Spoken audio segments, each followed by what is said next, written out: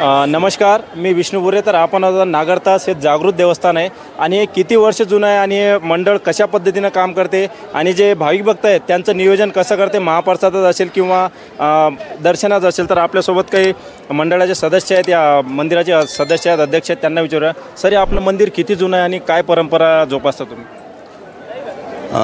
अंदाजे 450 वर्षापूर्वीचं हे मंदिर आहे.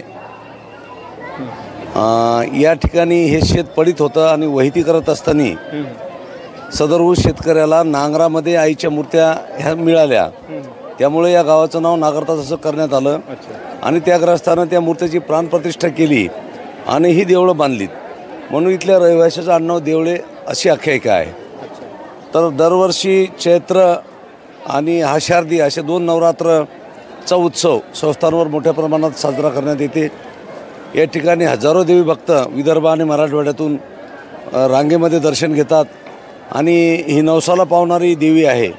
भक्ताच्या मनातील ज्या मनोकामना आहेत त्या पूर्ण करणारी ही देवी आहे आणि म्हणून खूप दुरून दुरून लोक या ठिकाणी येतात, आपल्या मनोकामना देवीपाशी बोलतात आणि आईसुद्धा त्यांच्या मनोकामना पूर्ण करते. यावर्षी या ठिकाणी 11 तारखेला मुख्य यात्रा आहे. त्या दिवशी या ठिकाणी मोठं महाप्रसादाचं सुद्धा नियोजन करण्यात आलेलं आहे. 71 क्विंटलच्या गव्हाच्या पुरीचा महाप्रसाद आणि 40 क्विंटल काशीफळाची भाजी आणि 11 क्विंटलची बुंदी असले या ठिकाणी महाप्रसादाचे आयोजन संस्थाच्या वतीने करण्यात आलेलं आहे.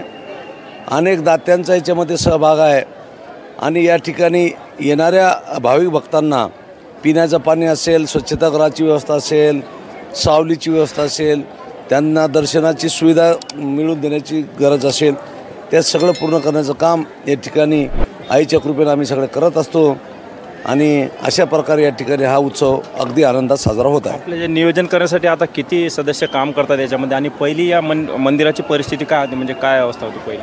नाही, अगोदर 25 वर्ष अगोदर एवढं हे मंदिर डेव्हलप नव्हतं, परंतु गावातील युवकांनी आणि गावातील सगळ्या नागरिकांनी, परिसरातील लोकांनी मनावर घेतलं आणि आईची कृपा झाली आणि या मंदिराचा हा भरभराट झाला.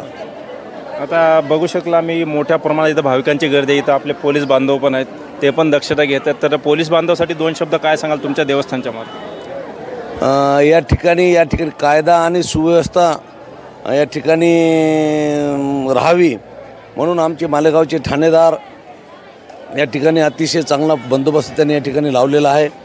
आणि ही सगळी मंडळी, पोलीस मंडळी मनापासून या ठिकाणी महिलांची सुरक्षा असेल, हायवेची सुरक्षा असेल, या ठिकाणी दर्शनाकरता लोक गर्दी होऊ नये याची दक्षता पाळतात आणि मंदिर संस्थानला भरीव सहकार्य या लोकांचा आहे. आता पोलीस बांधव त्यांची तर जबाबदारी पार पाडतात आणि बघितलं रोडवरती हजारोच्या संख्येने गाड्या आहेत, तर जे भाविक भक्त येतात, जे वाहन चालवत येतात, त्यांना काय मेसेज द्याल? गाड्या कशा पद्धतीने पार्क कराल किंवा कधी कुठेतरी आपली जिम्मेदारी आहे की गाड्या व्यवस्थित पार्क करून मला त्रास होणे, त्यांच्यासाठी 2 शब्द काय सांगाल? काय नाही, संस्थांना पार्किंगची व्यवस्था केलेली आहे. प्रत्येकाने भक्तांनी आपली गाडी जर पार्किंगमध्ये लावली, बाजूलाच यात्रा आहे, यात्रेमध्ये तुमच्या मुलाची खेळणे घेता येतील आणि हायवेवर गाड्या लावल्या तर अपघाताची भीती आहे, ती भीती राहणार नाही आणि हा उत्सव आनंदानं साजरा करता येईल. म्हणून सगळ्यांनी आपले वाहनं पार्किंगमध्येच लावावी अशा प्रकारची त्यांना विनंती आहे. धन्यवाद. तर बघू शकता देवस्थान आहे हे 24 तास चालू असतं, जागृत देवस्थान आहे. आणि इथं पोलीस बांधव पण बघू शकता, सकाळपासून संध्याकाळपर्यंत 10 दिवस त्यांची ते ड्युटी बजावत असतात. आणि कुठेतरी आपली जबाबदारी आहे, जे आपण वाहन चालू देतो, 2 व्हीलर असेल, 4 व्हीलर असेल, कृपया करून पोलिसांना, वाहतूक पोलिसांना सहकार्य करा. आपली गाडी आपल्या गाडीमुळे किंवा आपल्यामुळे कोणाला त्रास होणार नाही याची दक्षता आपण स्वतः घेतली तर पोलीस बांधवांना तेवढं सहकार्य मिळेल आणि या देवस्थानचा कुठेतरी हातभार कमी होईल.